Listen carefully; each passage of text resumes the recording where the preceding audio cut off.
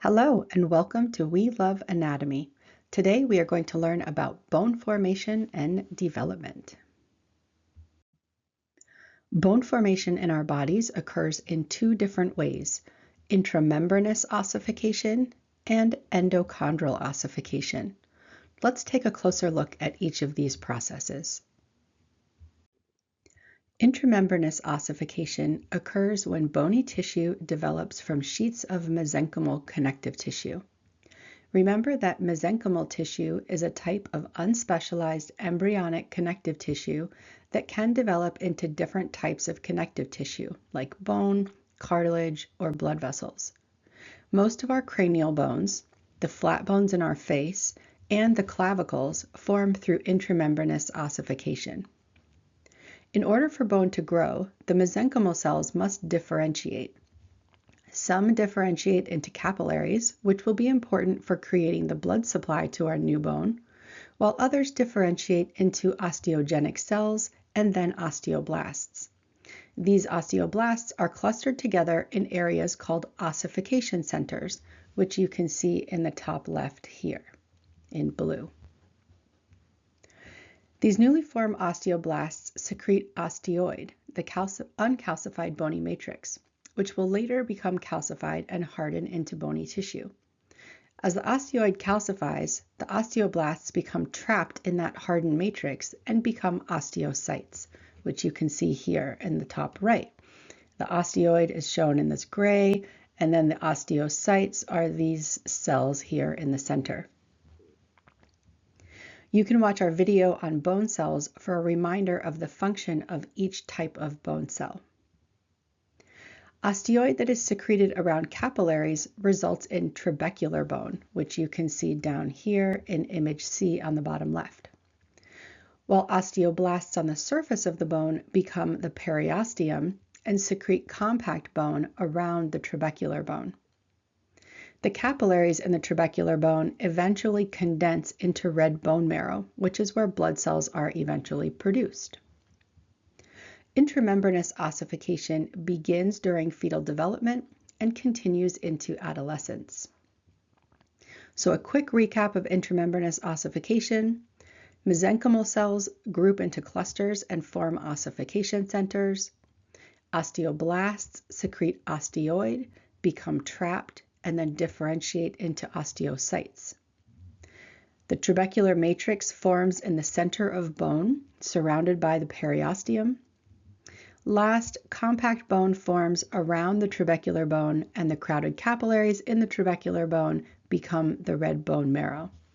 And this last image D, you can see that fibrous periosteum with this layer of osteoblasts that are going to secrete that compact bone. The second type of bone formation is through endochondral ossification, where bone develops from a hyaline cartilage model. In this instance, the bone begins as hyaline cartilage template and then is replaced by bony tissue. All of our long bones and the bones at the base of the skull form through endochondral ossification. The image on this slide shows the steps of endochondral ossification in a long bone.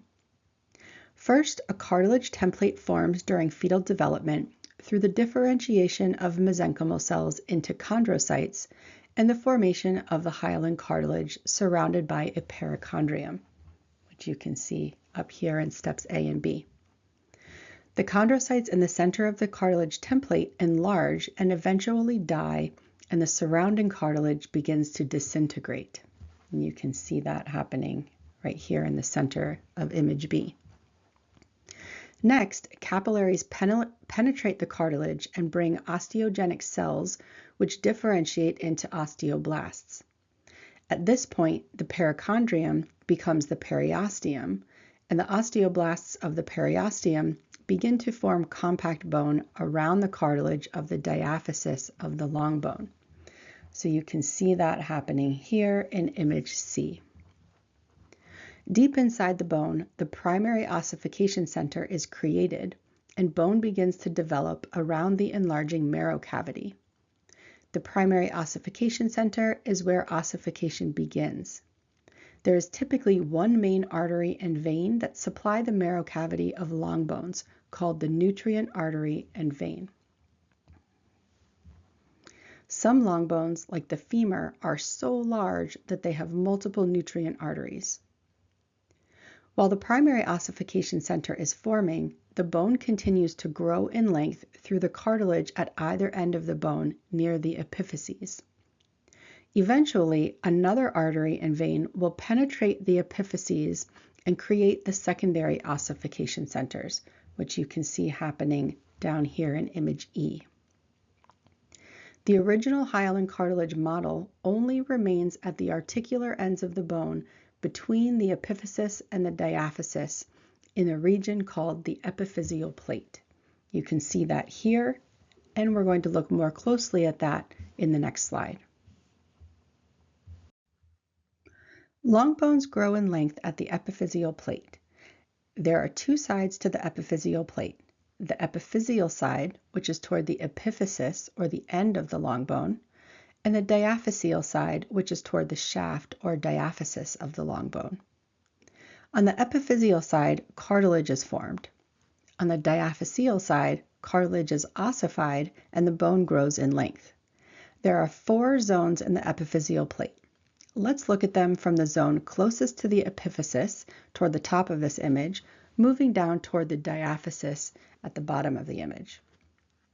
The first zone is the reserve zone. This zone contains chondrocytes and works to secure the epiphyseal plate to the osseous tissue of the epiphysis. It serves as a reserve of cartilage cells, but does not actively contribute to growth. So you can see at the top, we have these chondrocytes in this matrix. Deep to the reserve zone is the proliferative zone. In this zone, the chondrocytes are actively dividing through mitosis. This is where new cartilage cells are produced, pushing the epiphysis away from the diaphysis. The third zone is the zone of maturation and hypertrophy. Here, the chondrocytes are enlarging, the matrix between cells begins to thin, and the cartilage is preparing for calcification. Last, we have the zone of calcified matrix. Here, the cartilage matrix becomes calcified, and the chondrocytes die because nutrients cannot diffuse through that calcified matrix. Osteoblasts invade the calcified cartilage and deposit bone matrix. This is where the cartilage is replaced by bony tissue. The bone grows in length as osseous tissue is added to the diaphysis. Bones continue to grow in length until we reach skeletal maturity and the growth plates fuse. This typically occurs between the ages of 14 and 18. At this time, the chondrocytes in the epiphyseal plate cease proliferation and the cartilage is replaced by bone. All that remains of the epiphyseal plate is a faint line called the epiphyseal line. Let's review the regions of the long bone in this diagram. The epiphyses are at either end of the long bone. So here we have the epiphyses, which you can see in yellow. The diaphysis is the shaft of the long bone, which I've marked in blue. And the metaphysis is the area that connects the epiphyses with the diaphysis. You can also see here on the left, the pink lines at the top and bottom are the epiphyseal plates, because that is a growing bone. And on the right-hand side, you can see that they have gray lines now, which are those fused epiphyseal plates, which leave us with those epiphyseal lines. And you can actually see epiphyseal lines on an X-ray. We've looked at how bones form and grow in length. However, bones also need to grow in width or diameter. This occurs through a process called appositional growth. During growth, osteoclasts resorb old bone that lines the medullary cavity, while osteoblasts produce new bone beneath the periosteum through intramembranous ossification. This process, called mottling, both enlarges the medullary cavity while increasing the diameter of our long bones. Mature bones undergo a constant process called remodeling. During remodeling, osteoclasts are resorbing old or damaged bone, while osteoblasts are laying down new bone to replace what is being resorbed. In a normal skeleton that is not being stressed by heavy exercise, about 5 to 10% of our skeleton is remodeled each year. This keeps our bones healthy and strong. Thanks for watching our mini lecture on bone formation and development. We'll see you next time.